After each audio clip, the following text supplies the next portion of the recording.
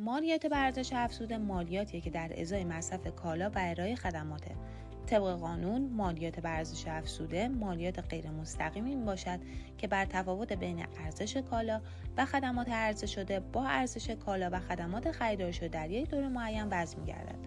به عبارت دیگه مالیات بر ارزش افزوده مالیاتیه که غیر از تولید کننده اصلی هر واسطه موظف اون رو پرداخت کنه و در مرحله فروش آن را دریافت و سپس به حساب دولت واریز نماید. این مالیات تا سطح عمده فروشی و گاهن خرده فروشی اعمال می شود و در اصل تمامی فعالان اقتصادی وجهی را به عنوان ارزش افزوده پرداخت نخواهند کرد.